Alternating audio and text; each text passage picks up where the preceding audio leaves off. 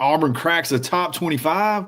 We are so back. In the world full of podcasts, he's the undisputed heavyweight champion of hot takes, an Auburn sports homer, master of the boog, and message board legend. Get your buttons buttoned and your hats flattened because the Top Button Podcast is about to kick off. And you don't want to miss your courtside seat. Now, here's your host, Charlie Five. Yes, sir. We're back. It's another episode of the Top Button Podcast live edition, our Sunday Night Live, man. A lot of fun. Got our girl Taylor Corn in here ready to talk about this Auburn atmosphere that was just crazy for a team that you wouldn't expect you'd be able to get up for. So there's a lot of fun there. Auburn cracks the top 25 for the first time in a long time. We'll tell you exactly how long. We think this game was a clear indication Jackson is the guy. And he's going to be a really good – he's going to be a big weapon, I think, moving forward. And then we're going to talk horrible officiating. The officiating and the camera work. Taylor, you didn't get to see the camera work. I guarantee you it was just as bad as the officiating. We'll talk about all that in just a second. But before we do that, let's give a quick shout-out to Rhoback.com. Taylor, is that a Rhoback hoodie on? It is. Rhoback hoodie, you can get it and you can save big. Barn 20 to take 20% off your order. They have Auburn licensed apparel. You'll see the Auburn hoodie right here in just a second. Pullovers, polos, all kinds of stuff. So show them some love and save big. It's Rhoback.com. Taylor, we cracked the top 25. Auburn checks in at number 24, if I'm not mistaken. Yep. A lot of fun, and I think it's deserved after the win against Baylor, which turned out to be a huge win. That was a fun game. You were watching, and you may have been watching another game. Did you get to see any of the Baylor game at all? I was keeping up with it. I was more so reading the play-by-play just because I had a lot going on Saturday. Yeah. But I was keeping up with it. But before the game, my thought was, how big would this be? Yeah. Because, before the season, it's no way Auburn goes to Baylor, beats them inside their home stadium. It's Jackson Arnold's first game with a new team. It's just not going to happen. Then Auburn wins, and it's, well, Baylor's not good. So, yeah, exactly. The narrative changed. The narrative seems to change depending on, what you want your storyline to be. But I mean, the offensive numbers that they put up against the number 17 team in the country, and we are not declaring them the number 17 team in the country. It's the people. So exactly.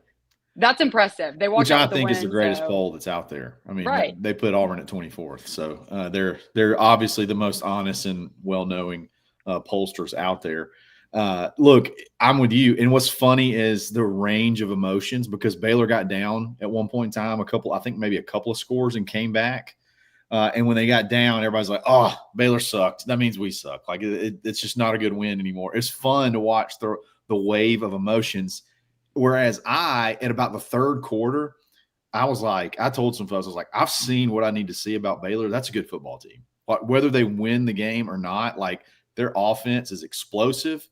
And Auburn held them to only 24 points. It's big. So it started there. And then, so you're feeling good after that win. I had a couple of people say, now we got to watch SMU next week to make sure they don't actually suck. So it's like an endless cycle. And then you go into this game and you handle business. Sure, we can split hairs on sloppiness all we want to, but the fact is you go in and you have a convincing win and dominate, especially on defense, and you're back in the top 25 for the first time since 2021. But which is kind of, I mean, it's not unbelievable when you look at what the past 4 years have been, but at the same time, it's, oof, that's not great. Not great. We were like, if you remember that in 2021, that was Harson's first year, we were like 6-2 or something like that going into that Mississippi State game when everything kind of fell apart. Like, they were actually playing pretty good football, but regardless, that's a long drought. And I know this team and this fan base has been hungry for something like this. So obviously it's big to crack the top 24. You got to, or top 25 at number 24. Got to keep going. I mean, you can maybe get into that Oklahoma game and you could be two top 20 teams, which would be awesome. They definitely will be. who knows what happens between now and 2 weeks from now. So a lot of fun. Definitely got to keep going, though. The job's far from over. Taylor, I don't know how you feel, and I want to get your vibes from the stadium and like conversations, talking to the players, but Jackson Arnold is the guy. Like there's to me, there's no doubt about it. And this has very little to do with Deuce looking a little shaky when he went in. To me, he just does so many things so well. And I felt like that game plan was designed almost, if you want to call it designed, to put him in stressful situations. Like you got to create as much as you possibly can against a team like this. And it felt like they tried to stress him as much as possible. He goes 24 of 28, 3 touchdowns. I just thought he looked really good. I mean, to me, there's no doubt he's your guy. He's your guy you got to lean on. And when they get this thing, when this offense gets rolling, he is a weapon. No, I agree. And after the game, hearing he and Hugh Freeze both talk, Coach Freeze was very, very complimentary of the game that Jackson Arnold played, and he was pleased with it. And we know that he's very honest. He's going to tell you what he's thinking, and he's not going to sugarcoat it. No. So if he thought that there were, major issues, he would have told us. Yeah. And he was pleased with the way that Jackson played. And like you said, when you watch the game, you have to remember that they're focusing on Jackson's weaknesses. Yes. Yes. So the fact that he put up the stat line that he did, he had the completion percentage that he did when they're focusing on what his weaknesses are. Yeah. That's good news right there. And then off the field, prior to Deuce, before Deuce's first drive, Jackson was standing there talking to him for a hot second on the sideline, probably just telling him, play the game that you know how to play, don't overthink it, whatever he was saying. But I think more so than what he can do on the field, the quarterback is, they're commanding the offense, and right. You need them to be a leader of the team. You need them to be the figurehead of the team.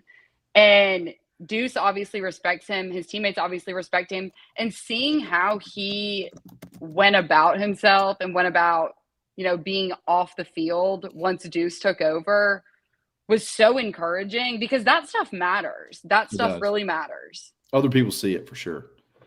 I agree with you 100%. And I think you nailed it. They were trying to work on the things that Jackson is not, or I don't even want to say not good at, but the things that he does that maybe is a crutch sometimes, like running the ball. Like he will run quickly. And if you look, it seems like they almost told him, do not run by any means necessary. Almost like he didn't have very many rushes in and of it, like just from him. And when he did, there were big plays.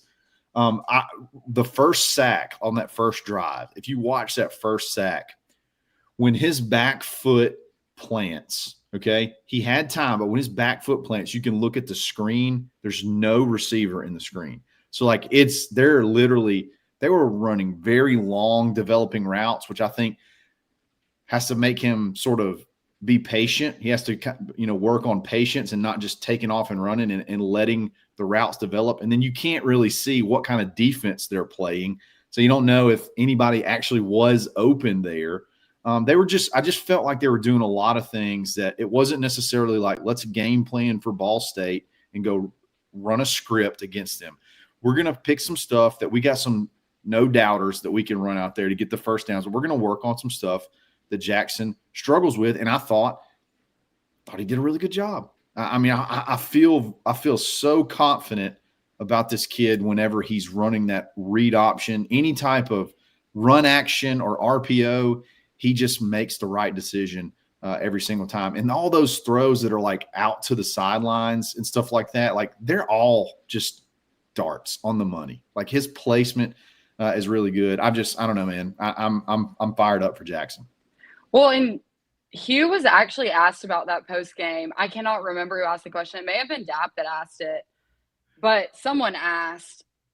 It seemed like you were almost like you just said, discouraging Jackson from running. We know that he can do it. We saw it with our own eyes last week, and we've seen that he's confident doing that. But it almost seems like, you were kind of trying to veer him away from doing that. And Freeze said, I did not call one quarterback design run. He said I called one, but it was when Deuce was in the game. I did not call one for Jackson. So he said when he did, his rush attempts were his decision. So, I mean, that confirms what you were saying in terms of they don't not take it away, but kind of take it away because that's his first instinct. If he's not seeing what he wants to see, he's going to run, which he can do, and he can do it well. He forced, I don't know, I can't remember the number, how many missed tackles. I think it was 11 missed tackles versus Baylor. Like, he can run. He has this capability. But they, like you said, want him to get more comfortable doing what he's currently uncomfortable doing. Exactly. Here's something crazy, Taylor. I want to ask you a question. Who do you think led in time of possession? The game. Since it's crazy, I feel like you're going to say Ball State. I totally gave that away. Ball State, actually, this is one thing people don't understand. And this is why I hate, you got to look at the whole context of the box score and everything. They're going to be like, oh, Auburn didn't cover the spread. Oh, this, oh, that. Ball State had 68 total yards of offense. They only got 6 total first downs, but somehow they held the ball for 30 minutes out of the game. They held the ball for just not quite a minute longer, but still, they held the ball as long as Auburn did. So think about that.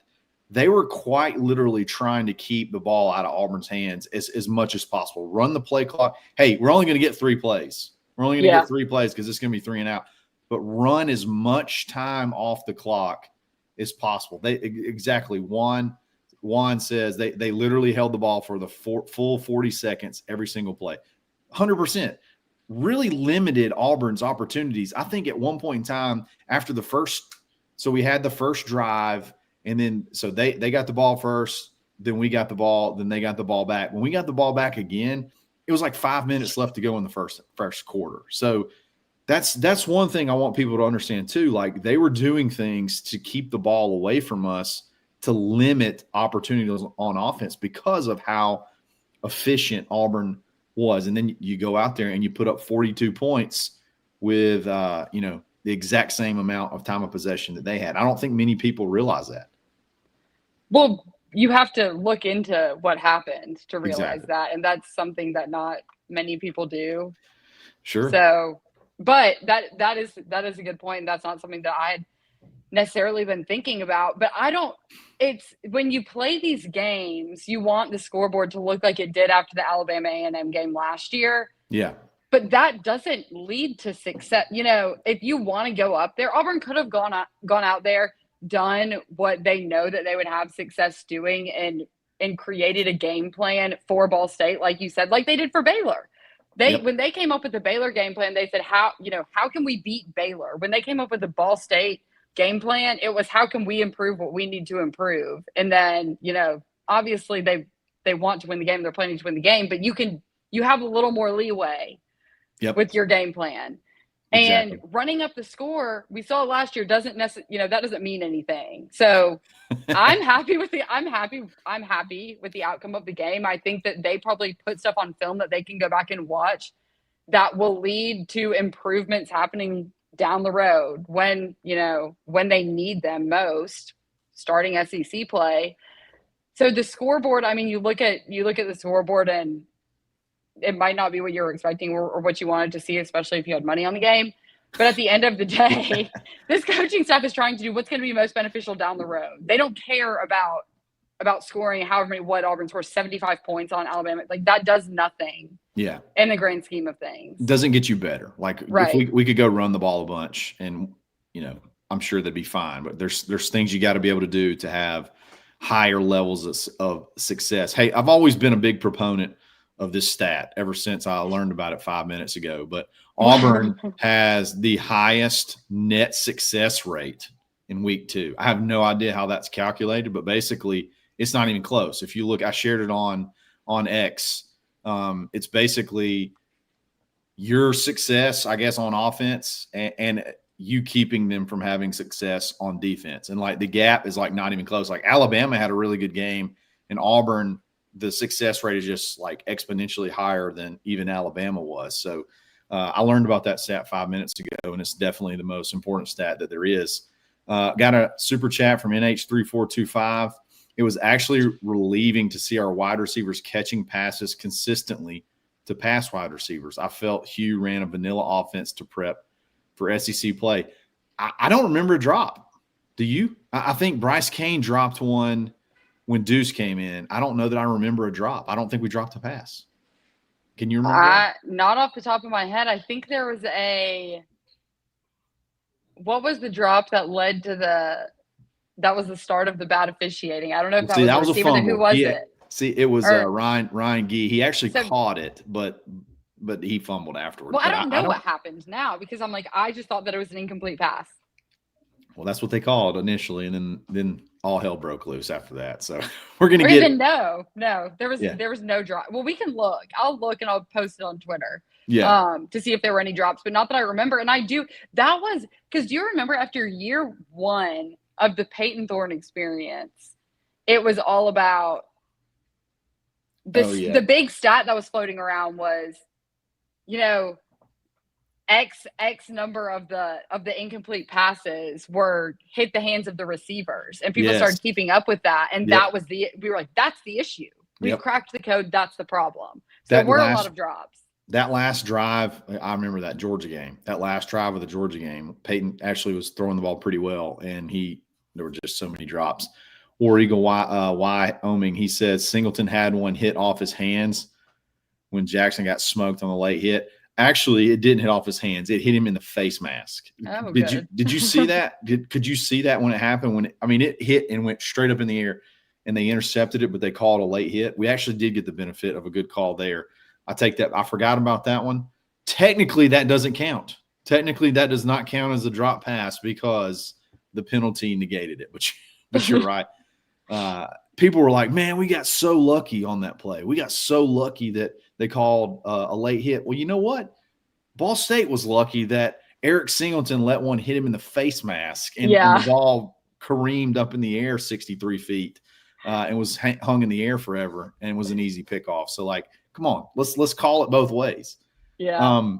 Let's get into the officiating. Let's go officiating, and then I'm going to compound that with the camera angles. But let's start officiating because you were there.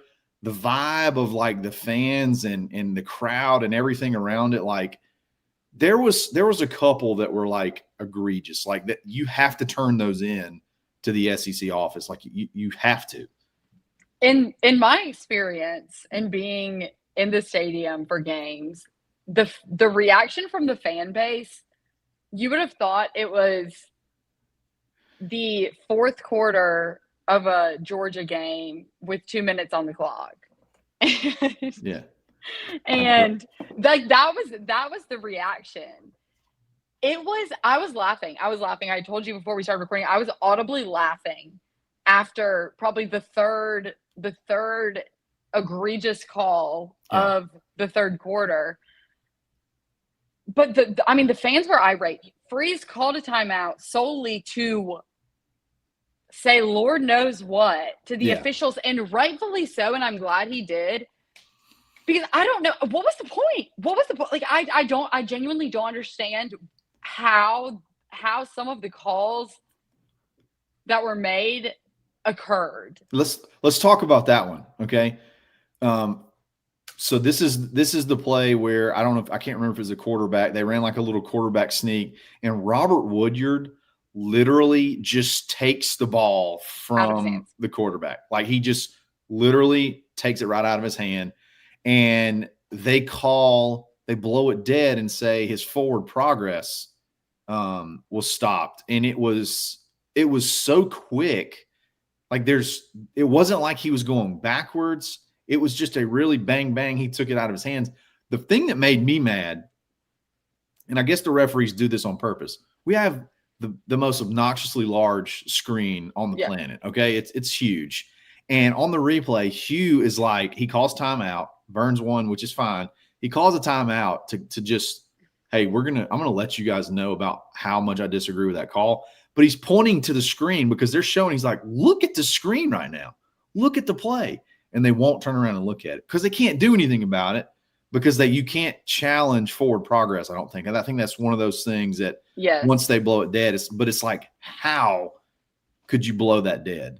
Like when there's any doubt, just don't blow it dead because then nobody can, you can't review it.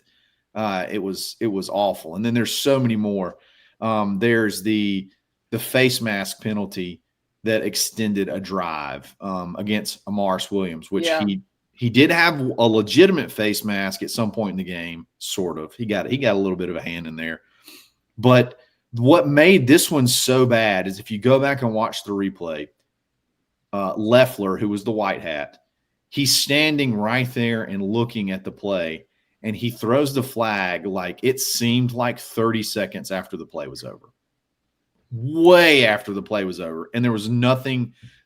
He did not do anything to his face mask to make the tackle. Am I missing anything? Like those two were awful. I feel like there's more. Well, first the whole sequence, the delay of game, the call on the field, and then the delay of game, and then we're going to go back and overturn the call from before the delay of game happened. Yeah. And then it's Ball State ball. And I didn't even, because we're not listening to the broadcast in the stadium, so I'm watching with my own eyes and that's it. I'm not hearing what they're saying on the broadcast. Yeah. So I see the incomplete, quote unquote, incomplete pass. And then I see the delay of game and we're about to punt. Yeah. And then all of a sudden it's Ball State ball. Yeah. What? And then the targeting, or not, it wasn't called targeting, but just the whole, maybe that was targeting and we're going to check it out. Loeffler got some TV time. He got some good TV time. The thing about the incomplete pass, the Ryan G catch and fumble is like, it's pretty clear it was not it's pretty clear it was a complete pass. Like he caught it and he took like 2 or 3 steps. So like, it really shouldn't even have been that much of a question. They just completely screwed that one. It was really bad. Got a super chat. And I want to talk about the atmosphere before we talk about – I want to talk about the atmosphere at the end, but this is a good one. The stadium was rocking this weekend. I'm sure Taylor can attest. The fourth quarter show was unreal, and that's probably the loudest non-Power 5 game he's ever been to. Let's go ahead and talk about it right now, and I'll talk about the camera work because you didn't see any of the camera work. Nope. I agree with that. I could tell from the TV that the atmosphere was wild. And I don't want to say I'm down on or I'm negative, but like some of the light stuff, just call me like an old geezer on it. Like it doesn't, I don't really see, I feel like there's more important things, I guess. But when you watch the way the crowd gets into it and the way like the experience that creates, I think I'm sold. Like we need more fireworks. We need more pyrotechnics. We need more laser lights. Like it seems like it's just a ton of fun. I texted y'all at a insane time last night after I got home, but I can't remember exactly what I said, but that is the most electric atmosphere that I honestly can remember. And I don't know how long in that stadium. One, because so I was walking. So in between the third and fourth quarter, I was walking because I stay in the end zone that Auburn's offense is scoring on. So in between quarters, I'll flip-flop sides of the field. So I was walking behind the Auburn bench as it was going on to the side that we were scoring on in the fourth quarter. So I'm walking towards the recruits. Yep. That's what I'm about to get at. Yeah. So I'm walking to my left is the Auburn bench and straight ahead of me is the recruits and the Auburn basketball team. So the Final Four team plus all the new guys. So everyone, minus Tahad, going nuts. The stadium, it was so loud. I was walking, I was like, why do I have chills right now? Kind of. It was, it startled me at first because I just wasn't expecting fireworks to start going off. Yeah. At that point in time. The team there was everyone, it was a stadium filled with joy, which that's going to sound tacky, but like everyone in there was having a good time. The team was going absolutely insane. That's crazy. And you can see on the video, like that video that Auburn posted, if that doesn't make you excited, I don't know what will. But the atmosphere, that was incredible. That was incredible. And apparently, I don't know what's going to happen at the Georgia game, but apparently they've got something up their sleeve for that one. I've heard rumors. So prepare, buckle up. Yeah, it's gonna be fun. But especially if Auburn happens to be like 4-1 or 5-0 going in that game. Oh my! And then it's the Cam Newton jersey retirement game. So that game in itself is just going to be a spectacle. But that, and then after the game, the players on the sidelines, when some of the second string, some of the freshmen were going in, everyone was just happy for each other. They were all so excited about the way that the game was going. Obviously, they were also happy for each other. And then after the game, so the way that the layout works is, after the game, when we're waiting for Freeze and the players and where we do the press conferences, it's basically you're one door away from where the locker room is. So they come in through the back door, and you're almost like sharing a wall. So you can't hear what they're saying, but you can hear loud noise if someone's yelling in there. They were having the time of their lives in that locker room after the game. So it just, the atmosphere, everything, it was, you wouldn't have expected that to be a Ball State game. No, that felt like a conference game. Yeah. Yes. Exactly. That's the way it felt. That's the way the crowd felt. Like, I mean, they were getting after it. Like, it was a lot of fun. I want to talk officiating first. I'm not officiating. I'm sorry. Camera work. Okay.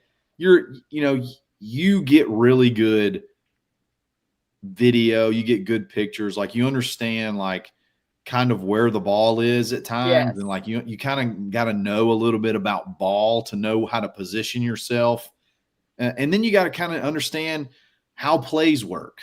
I have never seen a more awful camera job than I have this past Saturday, or last night. Like, it was incredible.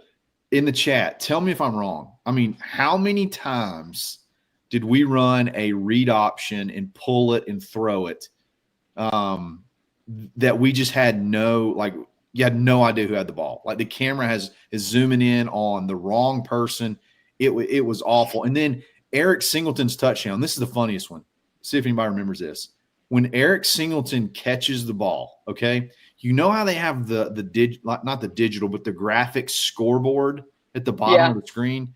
He's behind the scoreboard. So he catches the ball behind the scoreboard, and you don't actually see him go into the end zone because the scoreboard is covering him up. It was the most maddening thing. Go back and watch the highlights. When he catches that ball on the highlights, he's behind the scoreboard. It was awful. Like, I've never seen anything like that before. Like, I've watched – you know what NFHS is? That high school. Yes. You know, it's a program where the camera follows the ball. Okay, so it's like you don't have to have a person manning the camera. You can just sync up like the radio broadcast and then the video feed, and the camera just moves on its own. Well, I think that would have done a better job than what ESPN was doing, or SEC Network, ESPNU. It was ESPNU. It was really bad. I've never seen anything like it. Well, and they have no excuses because they have all of the resources and the technology in the world. It's not like they're crippled by lack of resources or lack of people that know what they're doing. Or I guess there are. One or the other they were lacking, or someone was falling asleep. But this is Disney.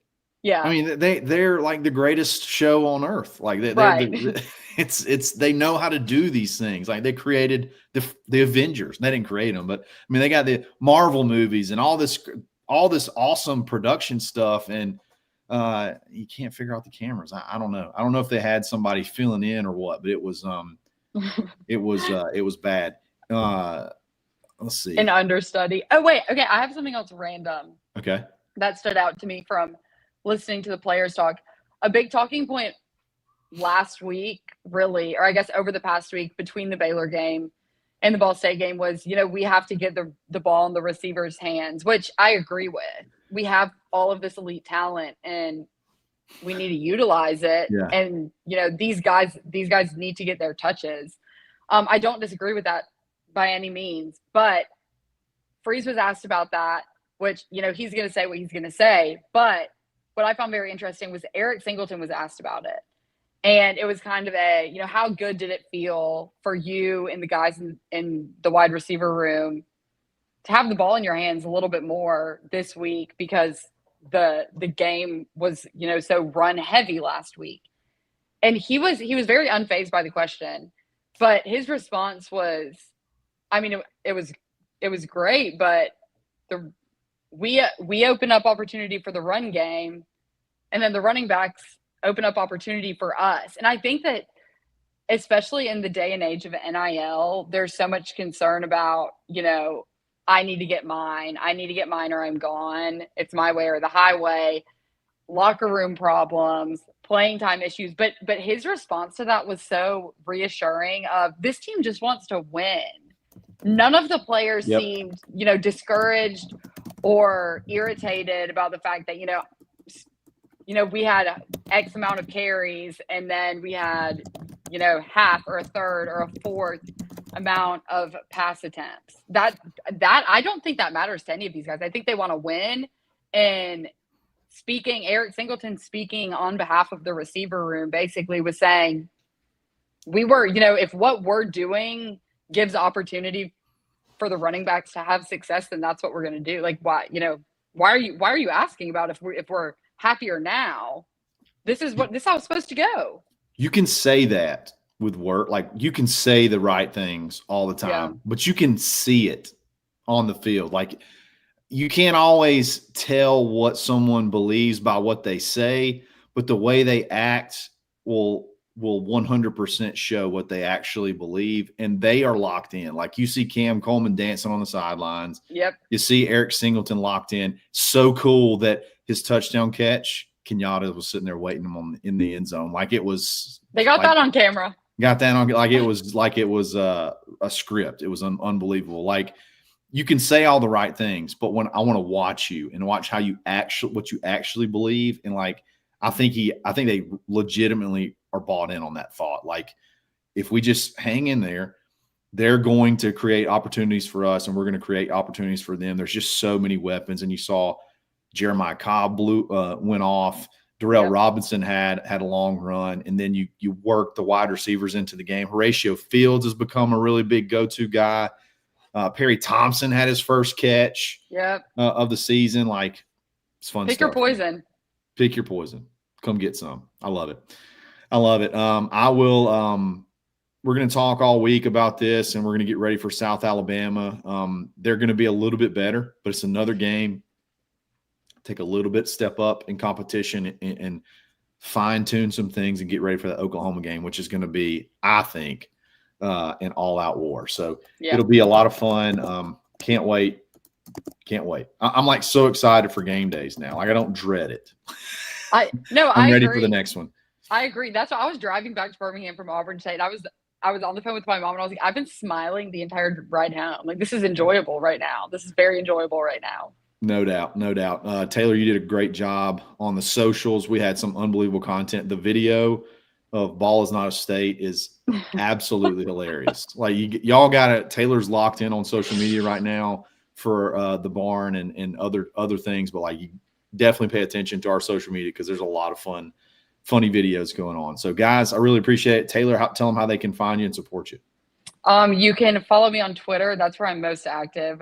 TaylorCorn _, and then follow all of the Barn social media accounts. Yes, definitely. Guys, thanks for jumping in the live. I think it's like one of the biggest Sunday nights we've had. So awesome. A lot of fun stuff going to happen this season. Hopefully we'll keep winning, and these shows will be a lot more fun. They'll keep being fun. So have a great rest of the week, and we'll talk again soon. It's another episode of the Top Button Podcast. Stay buttoned. Thanks for listening, and drive home safely.